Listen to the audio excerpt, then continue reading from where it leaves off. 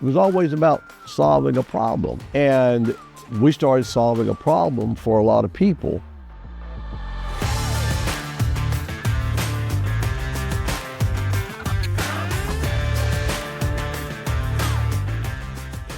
I've wanted to start a company since I was 14 years old.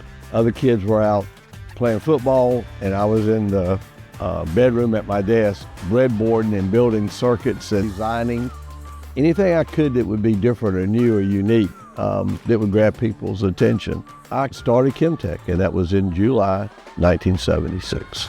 I didn't quite know what I wanted to do. I had $300 cash and 2 credit cards and a car, and nobody to buy chemicals from. I didn't like playing this as well as I should have. When he incorporated, we were just at our home on Rochelle Street, and I remember sitting in his desk drawer coloring while he worked. And then as I got older, I counted premiums for him. He would sign me out of school, and I would sit and answer the phone and take orders for him. Dad would go out and sell all day, come home, mix and get things ready, and ship first thing in the morning, go back out and sell all day. I fell ill, thought I had the flu. I reached a point where I couldn't hardly walk across the room.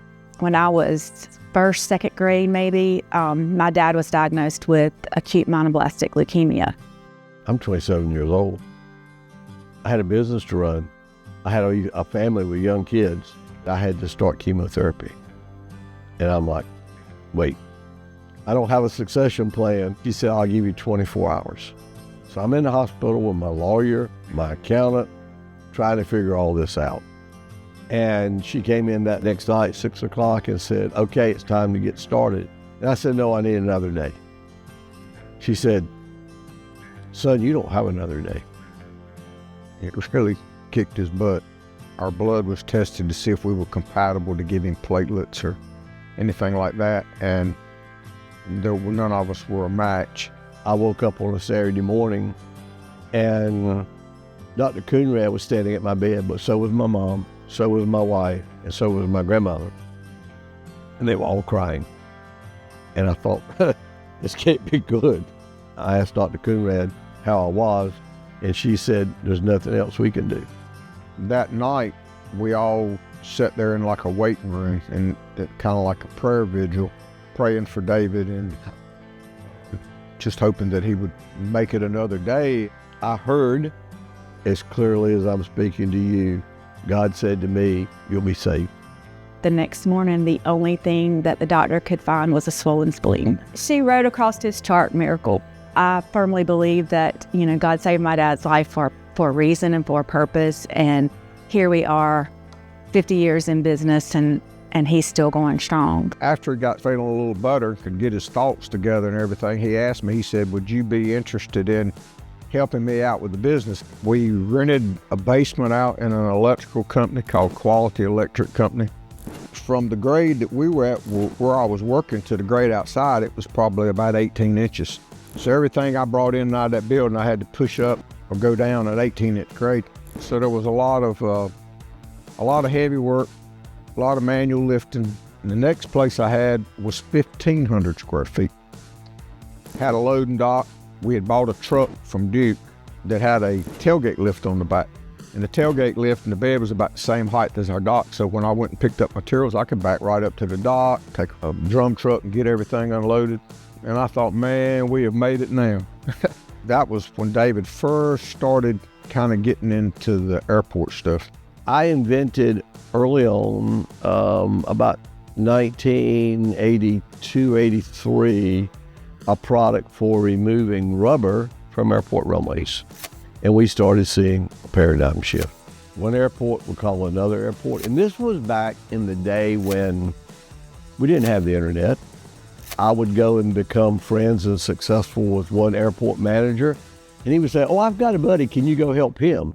And it was always about helping, not about selling. And that led to our first international deployment of the product.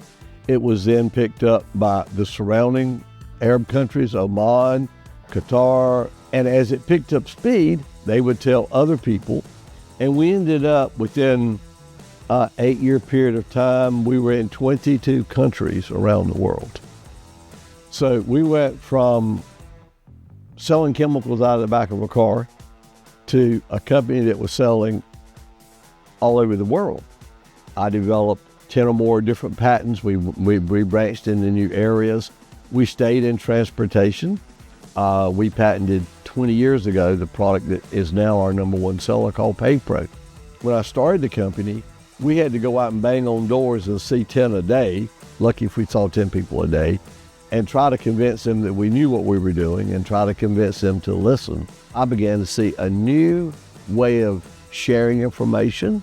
I said, we need to expand into Instagram and TikTok. I said, that's the place. I came in and the very first thing my dad tasked me to do was to have social media.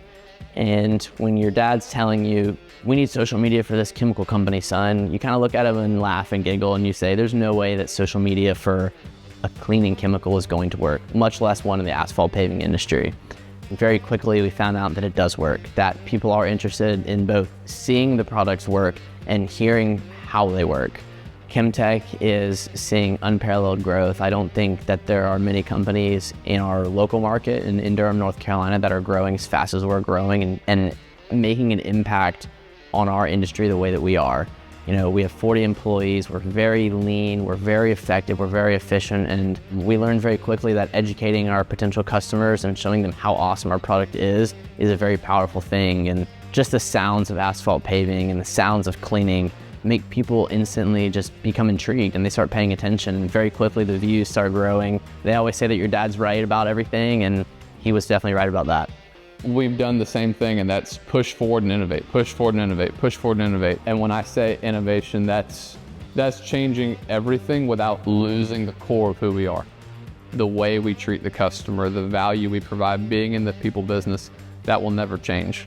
But the innovation is new sales methodologies, new product ideas, new branding, new revenue generation strategies, the whole circle. I think one of the things that I've instilled into Chemtek's philosophy is being first. Being the first to invent, being the first to come up with an idea, being the best at what we do. My goal has always been to reach the 50-year mark, which we do in July. And that has been a major life goal. And my next goal was to be able to put the company in a position that my children could then take over and further build upon what I started. I envision in the next 50 years us being a true global enterprise with 3 to 4 different headquarters, regional manufacturing across the world. And I see us expanding far outside of just paving, PavePro, aviation, airports. I want in the industrial maintenance space across all facets of industry for us to be a household name.